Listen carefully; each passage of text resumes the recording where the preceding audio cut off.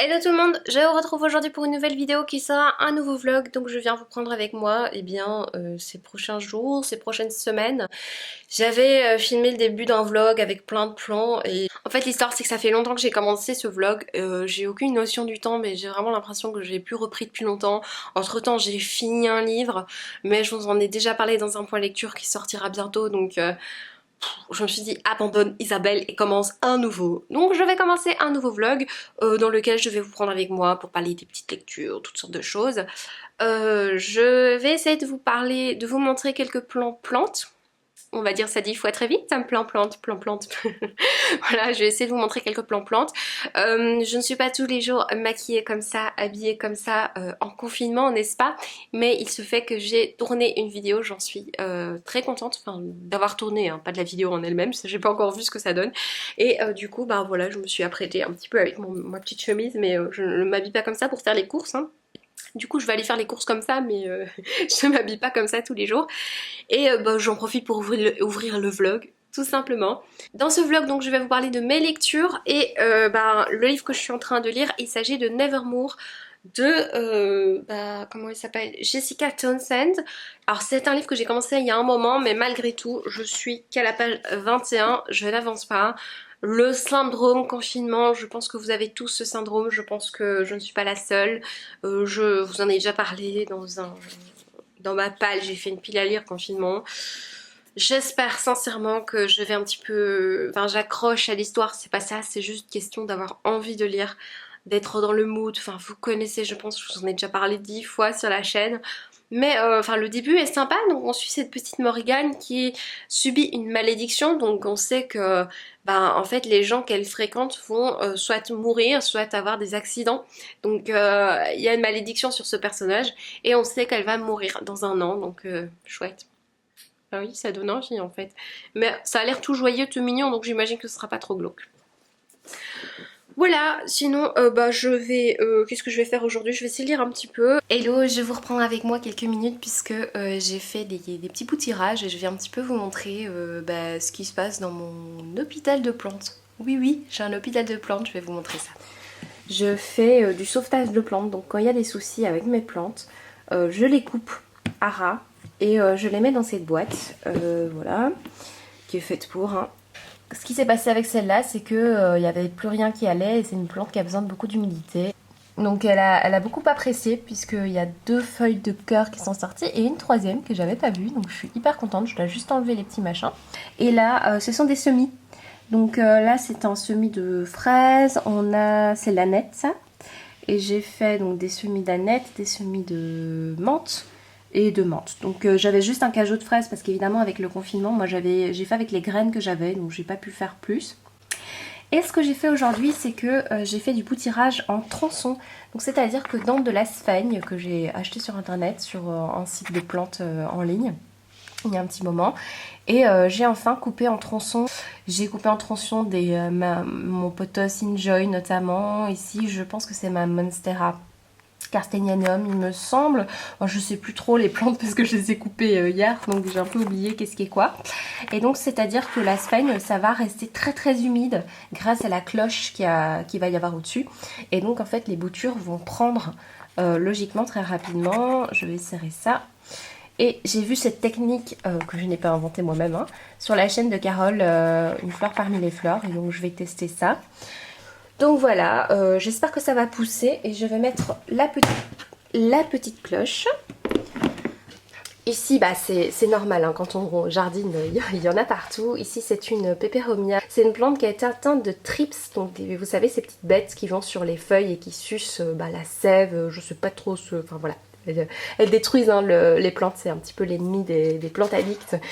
Et je n'aimais pas cette plante et du coup je l'ai mise dans ma salle de bain où il n'y a pas de fenêtre et en fait je l'ai un peu délaissée et là je l'ai rempotée aujourd'hui et en fait je la trouve très jolie alors que je la détestais et là une fois que je l'ai rempotée je la trouve vraiment très jolie donc je vais juste l'arroser. Et une autre peperomia, on dirait un petit cactus mais non c'est un peperomia que j'ai rempoté, que j'avais acheté en tout petit sur un coup de tête et je la trouve vraiment vraiment magnifique. Alors Justement, je vais essayer de pas trop l'embêter, mais de l'autre côté, vous voyez, il y a un peu du rouge, c'est vraiment très beau. Je vous montrerai le reste à l'occasion, puisque ce n'est pas un plan de tour. Je ferai un plan de tour à l'occasion parce que j'ai très envie de le faire. Mais voilà, je le ferai dans une vidéo, soit dans un vlog, ou soit dans une autre vidéo. Mais en tout cas, voilà, je vais continuer ça et puis faire un manger.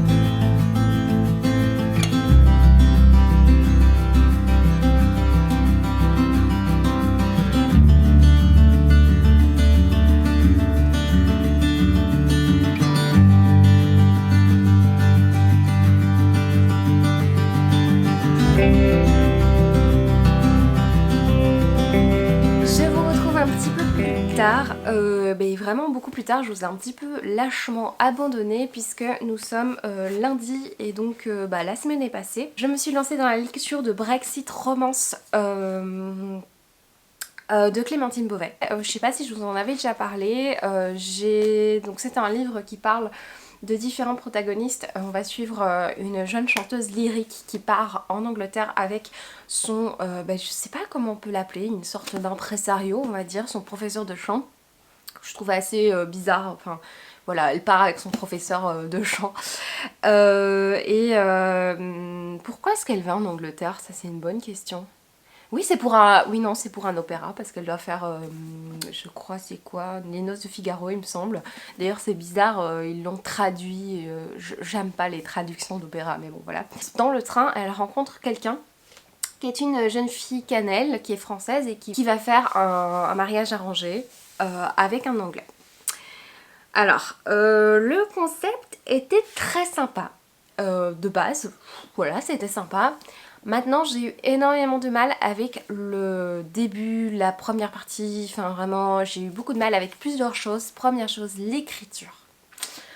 Il n'y a rien à faire, Clémentine Beauvais, alors c'est une autrice qui a énormément de succès sur Booktube, on dit souvent que sa plume est très poétique, mais c'est le deuxième roman que je lis de Clémentine Beauvais et je ne trouve pas. Enfin, c'est très personnel, hein, une appréciation sur un style, mais moi je n'accroche pas à son style, je n'aime pas forcément, je trouve pas ça... je sais pas, chacun ses goûts j'imagine, mais moi c'est pas, j'ai pas trouvé ça particulier quoi par rapport à d'autres écritures. Deuxième chose qui me dérangeait fortement, c'était qu'on parle énormément du langage. Alors je sais que Clémentine Beauvais est traductrice, elle a traduit plusieurs livres. Mais du coup ici c'est très abordé parce que on parle vraiment de français-anglais, enfin vraiment cette différence entre la mentalité, entre la langue française et la langue anglaise, et on parle énormément de ces différences. Et je trouve qu'il y a énormément de clichés sur les anglais, de clichés sur les français, même s'il y a plein de trucs qui sont vrais, qui m'ont bien fait rire, il y a pas mal de clichés, et surtout au niveau du langage, c'est ça qui m'a dérangée, c'est qu'on passe beaucoup de temps à dire oui ça se dit comme ça en anglais, ça se dit comme ça en français, et j'avais pas forcément envie d'avoir ça tout le temps. Donc par moments c'était amusant d'avoir ce genre de... Par exemple, un personnage dit un mot et entre parenthèses on dit la signification de ce mot et on se rend bien compte qu'en anglais ce mot veut dire plein de choses. Qu'il n'y a pas une traduction précise, c'est que ça veut dire plein de choses, et c'était sympa de voir tout ce que ça pouvait dire. Mais en fait, à la longue, ça devenait lourd et j'en ai eu vraiment marre de ça. Voilà.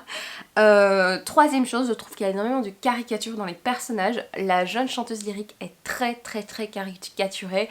Il y a un cliché qui tourne autour des chanteurs. Si vous êtes dans le monde musical, il y a un cliché pour chaque instrument, hein, vraiment, pour les violoncellistes, enfin bref. Il y a des clichés pour chaque instrument, et le cliché de la chanteuse c'est souvent la superficialité et le côté un peu cruche. Et alors ici c'est surtout le côté ingénu de ce personnage qui est assez insupportable. Le fait qu'elle ne parle que musique, qu'elle est complètement naïve et un jour elle va tomber amoureuse rien qu'en voyant un homme, enfin vous voyez... Voilà quoi, elle était très caricaturale, les autres personnages aussi. Le seul personnage qui a trouvé grâce à mes yeux, c'était Pierre.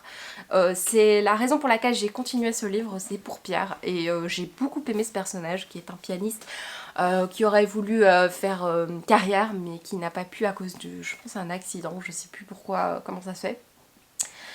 C'est un livre pour lequel j'ai eu un petit peu de mal à accrocher à cause de ses personnages, à cause du style. Et la deuxième partie est passée complètement crème parce que ça avançait un petit peu plus et on parlait plus de la romance entre Pierre et Justine. Et j'avoue que ça m'intéressait bien à ce moment-là et du coup, oui, ça m'a bien plu la deuxième partie et surtout la toute fin qui était tordante. Mais en gros, ce n'est pas une lecture exceptionnelle. Donc ce sera une lecture vraiment mitigée. Je vais le remettre là, qui n'est pas du tout son endroit, mais voilà. Sinon, mes lectures en cours, je suis en train de lire 2 livres. Je suis en train de lire The Cruel Prince, je suis au tout début donc je ne peux rien vous dire à ce niveau-là. Mais comme je commence beaucoup de livres et que je les mets de côté après, je ne sais pas si je vais le continuer honnêtement. Et j'ai commencé Viva Nostra qui est une lecture que je lis très lentement, vraiment très lentement pour le coup. À chaque fois que je vais sur mon balcon, je lis un petit peu. Et donc je vais à peu près 3/4 d'heure par jour parce qu'il fait super chaud là. Et enfin c'est pas un balcon, c'est le toit en fait. Hein. Chaque fois que je vais sur mon toit, je lis un tout petit peu. Donc, mais j'arrive pas à me concentrer parce que c'est... Il y a les voisins, enfin, il y a beaucoup de gens qui papotent autour. Donc... Mais je lis un tout petit peu chaque jour et même si c'est 2 pages, 3 pages, mais j'avance et c'est une lecture qui est très originale. On suit une jeune fille qui est en vacances avec sa mère, auprès de la mer. Donc je ne sais pas où ils sont. Oh, peut-être que c'est dit mais j'ai un peu zappé. Et en fait ils sont en vacances et notre amie, notre héroïne va nager et un jour elle va croiser un homme qui la suit. Et il va continuer à la suivre tous les jours et c'est bizarre parce qu'il fait super chaud et lui il est en costume avec des lunettes, c'est très bizarre. Et il va l'aborder en lui disant d'aller nager dans l'eau toute nue à 4 h du matin. Ce qu'elle va faire, je sais pas pourquoi elle va obéir hein, mais elle va le faire et il va se passer un truc un peu sympa. Elle va, après avoir nagé dans la mer, vomir. Gracieux. Elle va vomir des pièces d'or. Alors peut-être qu'il y a une histoire de mythe de Midas là, peut-être, je sais pas. Donc peut-être que c'est un monde fantasy avec inspiré de mythologie ou je sais pas, mais en tout cas ça me tente énormément. Je vais clôturer ce vlog, je vous remercie d'avoir regardé et j'espère qu'il aura été un temps soit peu intéressant. Je vais ranger toutes mes petites affaires et je vous retrouve bientôt dans une prochaine vidéo. Ciao!